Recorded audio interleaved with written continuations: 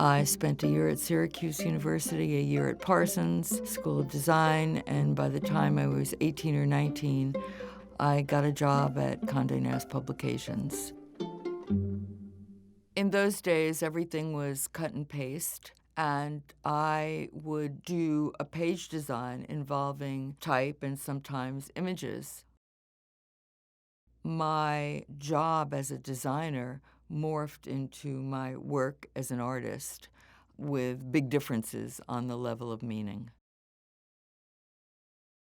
When I first started making this series of works, they were done as paste-ups, similar to what I would do at the magazine. Sometimes I had an idea in mind, and there was an image I knew I wanted to work with, or sometimes I was thinking of a text or an idea in my head and tried to work out what a good combination would be. It's always a sense of play, of combinations, and of possibilities. I did many book covers as a freelance designer very early on. I worked for companies like Schoken and Harper and Row.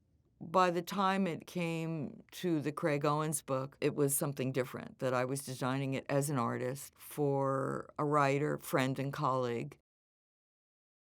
It's always been interesting to me when one image can span a number of sites and forms.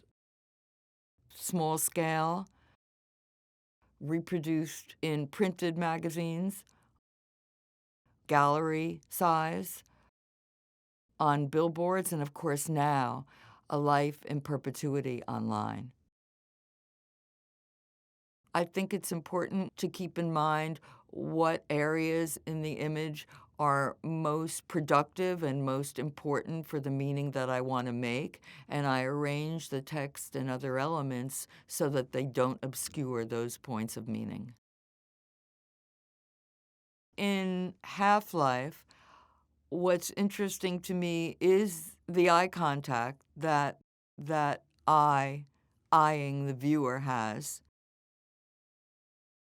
Another example of the engagement of the eye are all the multi-channel videos that I've done, all of which are direct address. As a matter of fact, direct address has been the motor of my practice from the very beginning. Whether it appears through the gaze of an image looking back at you, or whether it is a text forthrightly addressing you. There is a contrast in the profile works between the denial of the gaze and the direct address of the text. You Thrive on Mistaken Identity is another example in which I take turns of phrases or certain idioms that are familiar to people, and I combine it with other words and with images. Hopefully, it broadens the meaning, enriches it, but I think I'm interested in multiple meanings that are produced in my spectators.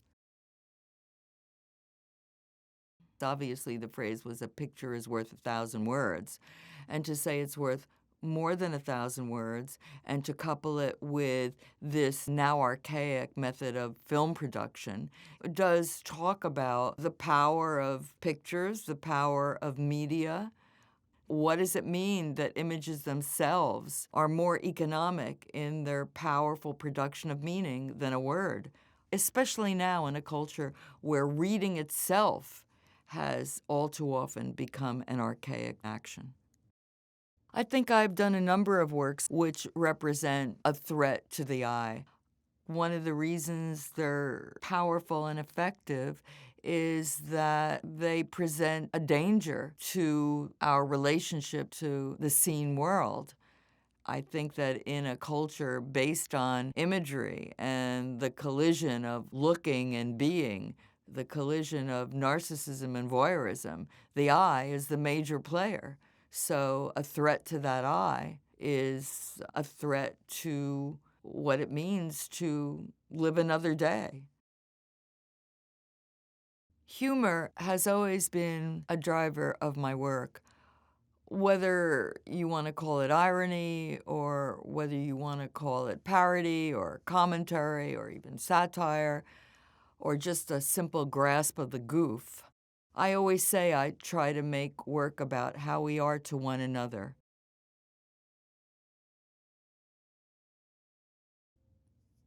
Doubt, like direct address, has been an important mover of my work for many, many decades.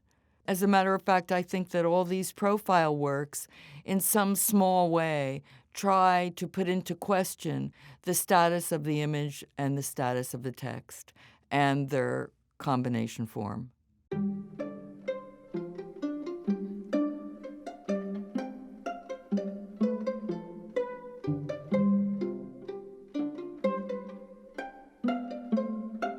This film was made possible by the HRH Foundation.